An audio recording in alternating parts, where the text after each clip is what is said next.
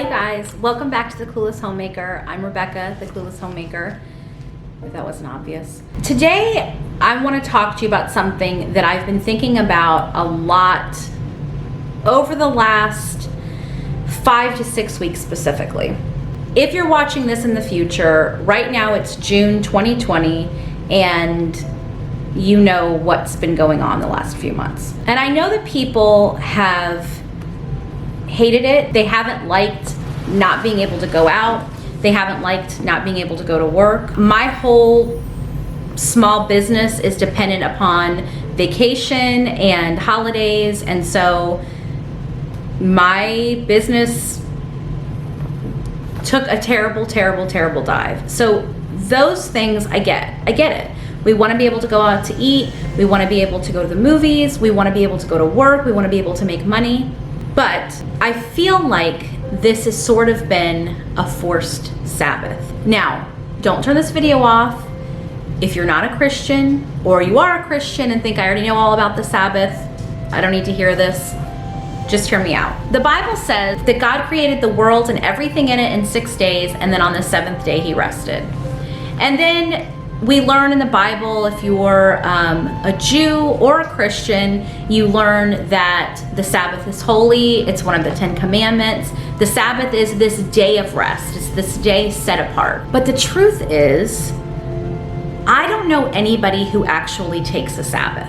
We may say that we have a day of rest. We may say that Sunday is my day just to relax, or Saturday is my day. I mean, my opinion is it doesn't matter what day your Sabbath falls on. If you're working Friday through Wednesday and your Sabbath is Thursday, that's okay. But the point is that we're supposed to take a Sabbath. And so here's the thing, whether you're a Christian or not, the Sabbath is helpful to all of us. We live in a culture that says busyness is what's most important, not even productivity. I would even say that if we were really concerned about productivity, we would encourage more rest, but we don't. We think that busyness is a sign of not being lazy, of being a hard worker, of getting further ahead, yet it's not. Busyness is just busyness. It doesn't necessarily mean that someone is being productive. And in fact, the most productive people I've ever known, you know, those people that are really productive, that are really getting things done, not just like spinning their wheels, those people know how to rest. They know how to turn it off. They know how to take a time out. But even those people don't do Sabbath the way that it's supposed to be done. So I wanted to read you something. Again, if you're not a Christian, not a Jew, don't turn the video off. Just hear me out, okay? Just one of the scriptures that talks about the Sabbath, and there's several in the Old and New Testament, but just one of them is Exodus 28. And so this says, "Remember to observe the Sabbath day by keeping it holy. You have 6 days each week for your ordinary work, but the seventh day is a Sabbath day of rest, dedicated to the Lord your God. On that day, no one in your household may do any work. This includes you, your sons and daughters, your male and female servants, your livestock, and any foreigners living among you. For in 6 days the Lord made the heavens, the earth, the sea, and everything in them, but on the seventh day he rested. That is why the Lord blessed the Sabbath day and set it apart as holy." You might be saying, I'm not setting anything apart for the Lord. I don't believe in the Lord, or I don't have a relationship with the Lord. So I hear you, I get it.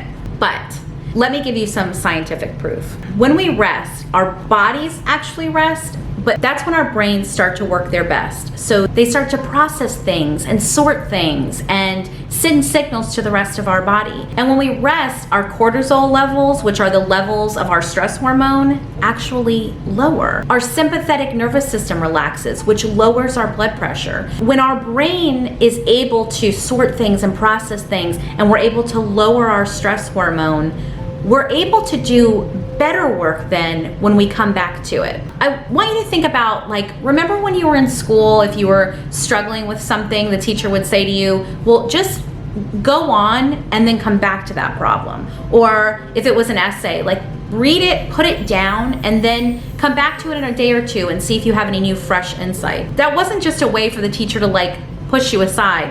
It actually works. Our brains need times of rest to be better and more productive. after the initial shock, and I really struggled in the beginning, just badly. I really struggled badly. It's part of the reason I didn't post any videos for that time. I really had to have my own, like, come to Jesus, if you will. And I realized that I could really use this opportunity as a Sabbath. And I almost felt like for the world it was a forced Sabbath, because not only were we being forced to rest. Now, listen to me, those of you who are on the front lines, those of you who are healthcare workers, those of you whose job increased when the rest of the world shut off, I'm not talking to you. I know that you worked your butts off and you're still working your butts off. You absolutely do need to take time of rest. I know it's easier for me to say, but it is so important, even more so for you guys right now. For the rest of us, though, this was a forced time of rest, a forced Sabbath. We engaged more with our families. I saw families in my neighborhood riding their bikes and walking and playing ball. I saw people posting online about making homemade bread. I saw people starting book clubs online. I saw people scheduling like happy hours almost, or like getting together for coffee but over Zoom. Things that we never had time for before because we were always so busy that we didn't have time for those things. And those things are the most important things. Not only was it a time of rest for us, but look around at the rest of the world. Look at nature. Look at the endangered animals, but for the first time in years are making babies. And look at the pollution that's cleared up in different parts of our country and in different parts of the world. Look at how nature has been rejuvenated because we've had this forced Sabbath. So here is the whole point of this. To tell you that one of the things that I've said in the last, for the last probably 7 or 8 years, I've always said, I am the best version of myself in the fall. Something happens to me in September when like the first pumpkin spice latte is released for the season, and even though I live in Florida, it's not so scalding summer hot. The holidays are right around the corner. It's acceptable at some point to start playing Christmas music and watching Christmas movies again. So something happens to me in September where I am literally September, October, November, and December the best version of myself that I am the rest of the year. But the last half of being home has been like fall to me. I've been a better version of myself than I am even in the fall. I've been taking better care of myself. I've been eating healthier. I've been exercising. I've been spending more time doing fun stuff with my kids. We've spent more creative time together, not just like, let's watch TV or let's read a book, but just more creative time together. And I've also taken more time for myself. I started taking better care of myself in every area. Physically, emotionally, spiritually. I've become a better version of myself. And I know that without this forced Sabbath, I would have been doing the same thing that I was doing 6 months ago. My days would have been exactly the same, and feeling bad and going to bed every night feeling like, man, I feel like I know I was busy all day, but what the heck did I get done? And why do I feel so bad about it?